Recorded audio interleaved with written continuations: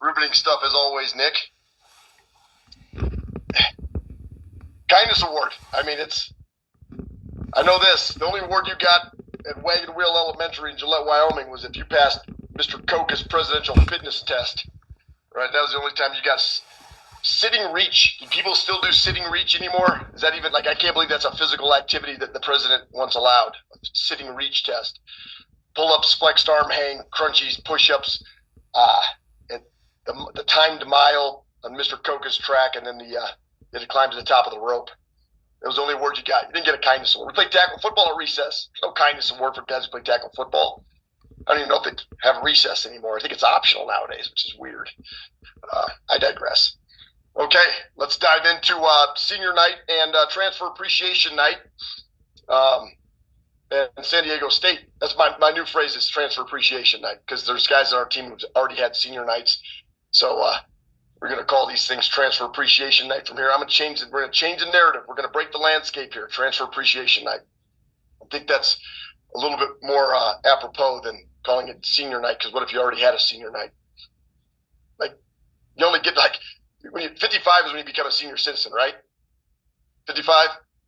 So you can't, what is it? McKinney, you would know this.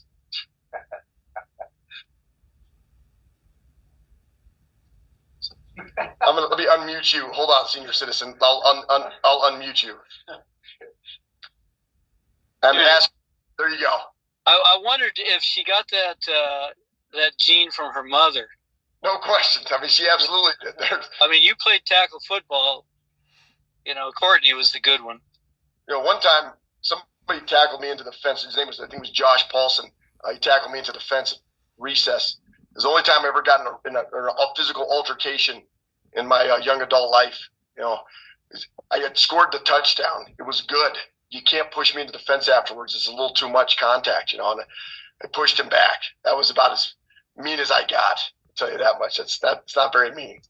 But thanks for that. Anyway, it's 65. 65 is when you get the Denny's senior discount? Yeah. Okay. Well, so. Yeah, I wish we had a Denny's. So I'll know. I'm muting you now. Okay, just so you know this. Yeah. So that's what you appreciate about these trips. Well, I'll get there quick in a second here, Ryan. I want to continue my senior talk here. So at 65, you become a senior, right?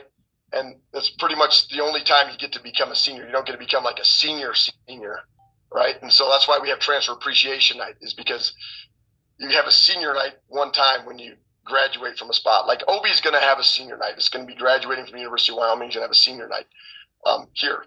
Oleg will have a senior night. He'll be graduating from the University of Wyoming. Kobe graduated from the University of Wyoming. We'll have a senior night. Court will be graduating from the University of Wyoming. He'll have a senior night. Dante graduated from Western Kentucky. They had a senior night. Cole Henry graduated from Northern Iowa. They had a senior night. Transfer appreciation night. Jordan Nesbitt will have a senior night. He's graduating from the University of Wyoming. We'll have a senior night here. And those that have already had their senior night, we will continue to call that transfer appreciation night. Or maybe at 70, when you turn 70, McKinney, if you're not already there, you'll get a double senior discount, and that will be the new way that the world's changing. And then all the younger people are going to get pissed off, kind of like we do, and we'll get pissed off and be like, well, why does he get to have 2 senior nights, when we're just supposed to have 1? I digress, because it's an interesting time, right? And you always have to adapt and you have to pivot, but you do need to celebrate accomplishments. I do believe you need to celebrate those that have ran a race for 4, 5, 6 years now. It's a long time to be in college, man. I was in college for 4 years. I thought it was a long time. Smiley was in college for 5 years because he redshirted. I thought that was even a longer time. Now you're getting 6-year guys and 7-year guys, and I think that's to be commended. Most of those guys should come out of this thing with 2 degrees if they were really with it. You can take advantage of that and get that second degree. But what I appreciate, Ryan, about these seniors, I do appreciate the journey. That's what I like. I've always appreciated the journey. I mean, I've been to so many places, done so many things from after college till now that I look at it as like this journey that they're on now. The times have changed. They're allowed to have these these moments to transfer and do these different experiences and see these different places. But I'm always grateful for people who chose Wyoming, right? They chose us. Regardless, they chose us for 9 months, a year, 2 years, they chose us. And that's always something in my heart. I always appreciate when somebody chooses to be a part of your program. Yes, we recruited, but at the end of the day, they still had to decide that this was the place for them to finish their career. This was the place for them where they wanted to make it their last stop. And I'm not saying it's everybody's last stop, but like at least to the point where they get their senior night or their transfer appreciation night, they chose us. And in life, when you get a relationship, you just hope you find somebody who chooses you like you choose them. And that's what creates a good relationship. That's what creates a lifelong bond going forward, is the people that remember the fact that they get to do this, right? We all are very lucky we get to do this. We're blessed to get to do this. And we did choose this profession. We chose this route. We chose to be college basketball players. We chose to be at the University of Wyoming. And for that, we'll celebrate them. Oh, and San Diego State, I forgot. I mean, how could I forget a top 15 defensive team in the country for 5 of the last 6 years? How could I forget the best effective field goal percentage team they've ever had coming into Laramie tomorrow? How could I forget the number 1 block percentage team in the country coming into Laramie tomorrow? How could I forget that they're a top 5 2-point percentage defensive team in the country? Their best 2-point defensive percentage and best effective field goal percentage they've had in like the last 10 years. This is a really good defensive team. And what makes them a really good defensive team is, I think, their team length. Obviously, Guath almost leading the Dane country in blocks. Miles Bird being a defender, and just obviously the culture that they've established to become one of those top defensive teams in the country year in, year out. And I know this. I really respect the heck out of Brian Dutcher because they win leagues, they win games, they win championships by doing it on the defensive end. And that's what when teams study teams, when other teams study other teams, you study Houston, you study San Diego State, you study the teams that are relentless defensively because you want to see what they're doing and what the secret sauce is. But they recruit the right mentalities, they recruit the right person to believe in that. They've only had one player in the last 6 years lead the league in scoring. That was Jaden Ledee, I think, at 23-24 or 23-24, I think, was Jaden Ledee. That's it. And they haven't had a guy in the top 5 every year after that or before that. So it's not like they're sitting here selling that you're going to come in here and lead the league in scoring. But what they are doing is they're telling you you're going to lead the country in defense. You're going to be one of the best defensive teams in the country. And I think that is something nowadays that is, man, that wins games. Rebounds get you rings, and defense wins championships. And that's something to be commended for a program that can establish that type of culture for that long and that level of consistency on the defensive side of the floor, especially in the transfer portal era, where people don't want to. You want to go to San Diego, I get it. There's beaches there. But not everybody wants to go to San Diego and guard their ass off. And that's what they do. How much different do they look? Is it Guath? I don't know. Yeah, Guath. How much different do they look without him in the lineup? And obviously, how important are Boyd and Bird to kind of what they're doing right now? I mean, obviously, Boyd and Bird, really, you got to have those guys offensively. Like, you have to. Like, I think they lack a lot of shooting from the outside if you don't have Boyd and Bird out there stretching the floor. Which doesn't mean they can't win games that way. But I just think that provides them with a semblance of balance on the offensive end with those two guys. But both are playing their butt off defensively as well. So don't get it twisted. If Guath is in or out, like, he's a creature feature, right? There's very, very few guys where you can run across that have creature features that are 7 feet tall, that can shoot it, that have a 7'7" wingspan, that, you can't teach that stuff, right? But he's got timing and he's got a little toughness to him for being a light guy. And he's got some skill on the outside. But look, they played without Coleman Jones, I think, the first time we played him because of a shoulder deal. Miles Heide came in there, was pretty dang tough. And Guath was in there. And if they don't play without Guath, they're going to have Heide and they're going to have Farrell Compton and they're going to have Coleman Jones. And they're going to have big physical interior presence guys that they're just tough. They're tough guys, man. Real tough guys. Because real tough guys show up every night and defend every night. And you got to put a lot of pressure on your offense, right? If you can't defend. And these guys defend. And so what it does is it takes a little pressure off their offense. They don't have to have great nights every night to win games. That first matchup, I mean, you kind of show these guys the tape a little bit, and you're like, we were obviously right there against these guys the first time around. Yeah, I mean, we showed them our run against them and how we were playing, and we were really connected. We were moving the basketball well. We had long possessions. we were looking for each other. And then, a lot of times when we're not playing our best basketball is when that ball gets sticky. You can see it a mile away. We over dribble. We're not looking for each other. And then that's where they went on their run, right? And a lot of all this has to do with less about the opponent, more about who you are. Like, are you doing the things that give yourself a chance to have success?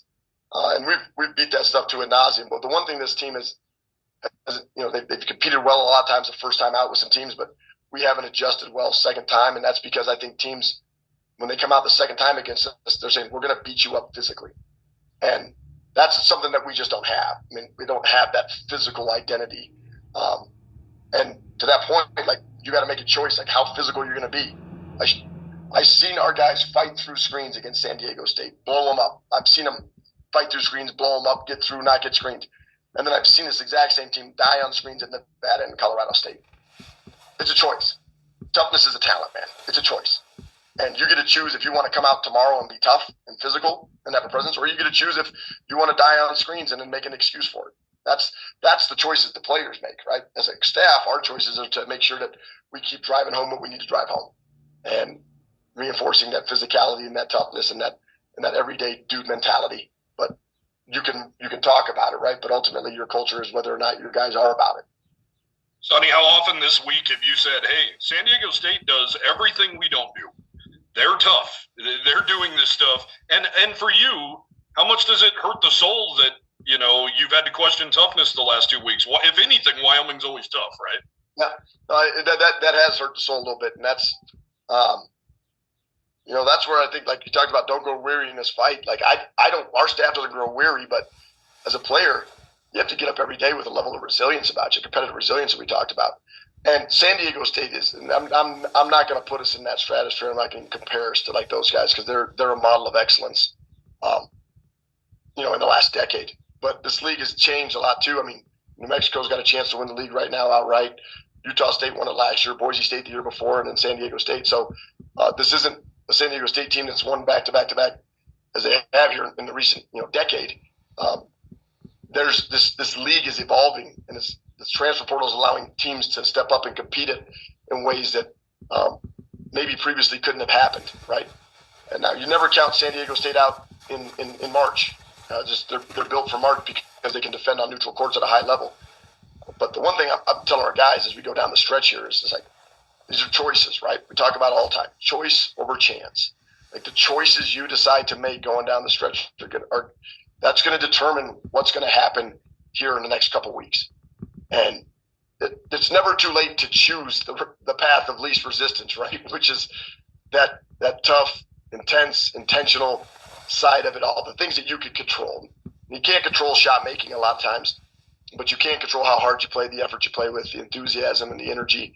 You can control those things, and it'll be disappointing if we don't respond that way down the stretch here. But that's where these young men have a choice to make coming down the stretch here.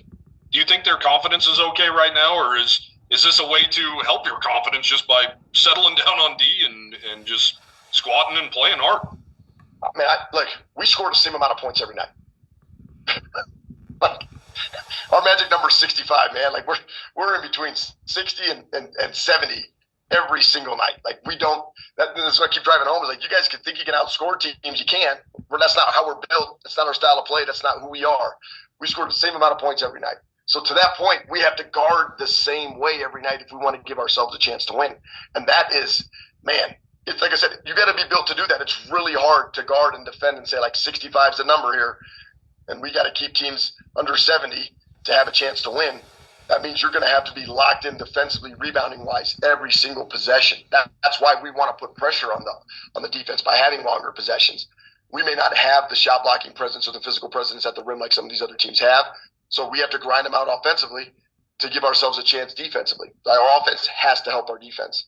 But I think sometimes, you got to settle these guys down a little bit and joystick it and say, hey, man, look, we're going to have these possessions. Otherwise, it was going to put way too much pressure on us on the defensive end. And you got to take care of the basketball so you don't give them easy buckets.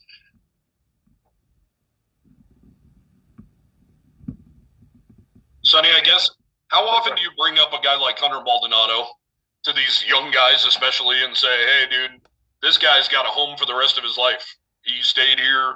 He did it the right way. And look at what happened to him. I mean, it's like this. This is the best way I could put it.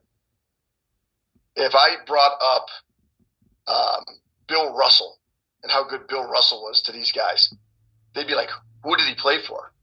Who's Bill Russell? Like, what was he?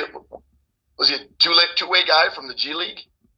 You know, it's like these guys, they don't understand the past, right? You can bring up, I can bring up Maldonado to the guys who understand and who know who Maldonado are. Hunter Thompson, right? Like, I can bring up these guys till I'm blue in the face.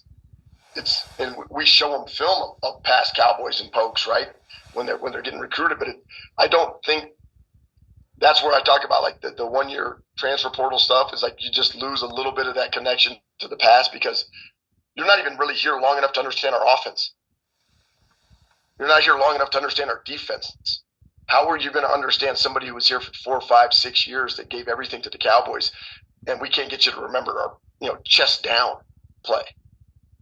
So like to that point, it's that strategy works with certain guys that are here that want to know more about the history and the past and the tradition, that aren't going to just be here like a flash in the pan, right? And that's where in this next cycle of recruiting, we're looking at recruiting culture just as much as we are creating it, right? You recruit culture kids, people who value. When we recruit, like when we're talking to kids, we've talked to some of these kids for 2-3 years now. It's like we know a lot about them. We've asked them a lot of questions. We understand who they are. Like maybe kids will be coming into team meetings with notebooks because they want to learn, right? They want to listen. They want to listen, and because they can listen, they learn, and because they can learn how to lead. Like kids have lost the art of listening nowadays. They don't listen to anybody. And when you listen, if you don't listen, then you can't lead.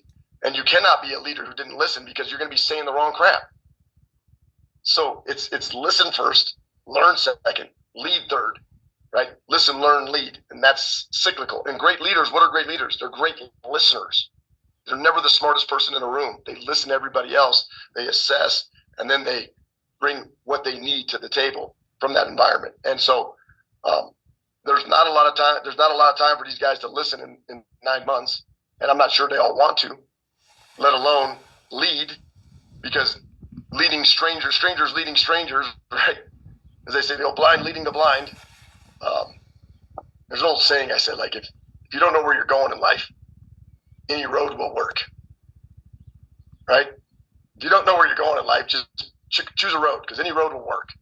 And a lot of times that's how I've felt a little bit this last year, just with how late we got the job and where we're at. It's like, man, what path do we take with this team? Because we don't really know everybody, and there's not enough time to get to know everybody. But coming into this next off season, we're going to get a chance to really evaluate, and we have already been evaluating for now 2 years with some kids that we've been on, and a full calendar year with others. And we'll still have a little bit of that Marquette identity where, Gavin Gores is a guy we've been recruiting since he was a junior, sophomore in high school. Like, we've had a relationship with him. Nick Whitmore's known Nas Meyer for 2 years now, 3 years. He's known everything about his development, his journey. And so I've known Neil since Neil was a sophomore in high school. Just going through this. So, like, there's these entrenched relationships where now we are already past the get to know you stage. It's like, let's work. Let's listen. Let's learn. Let's lead. And so I'm really excited about, like, what that is and what that will be for us going forward culturally. Do you think with this cast of 10 new guys you were able to start establishing a culture, or is that going to be when you have a full year to do it? No, I mean, there's going to be guys that stay that are going to be able to, like, talk about the dead men tell no tales stuff, but, like, there's going to be able to tell the tales of who we are and what we're about. And that's important. That's really important. And you're going to start it with a core group of guys. They're going to be here foundationally, and then that foundation is going to get bigger next year, and then so on and so forth, right? It's going to happen. Like, it's just we're really big on keeping the middle third of your pie together in this transfer portal. What that means, the middle third, right, is an important piece. There's all the good stuff's in the middle third, right? You're going to lose the crust. Okay, you're going to lose the crust, which is the guys aren't happy, and the crust is like that. nobody just gets a pie and eats the crust. If you do, like, you're a high functioning sociopath, I'm worried about you.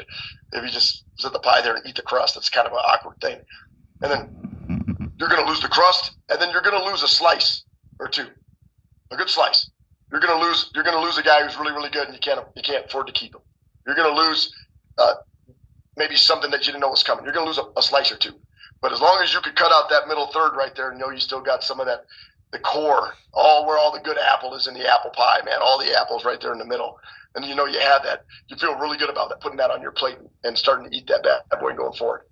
And I'll continue to use that pie analogy because that's what I want people to see is like there's a good group, there's a good core group here in the next 1 year, 2 years that are staying here.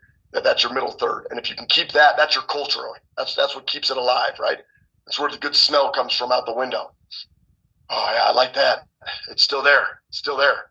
And you could see it coming, but you're also like, man, you're not, if you lose that middle third, like that's where it gets real dicey, right? And that's what can't happen. And that's our job to be able to put together as a staff and continue to make that work.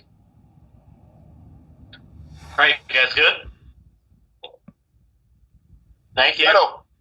Thanks, Sonny. Thanks, guys. Thanks, Nick. Thank you.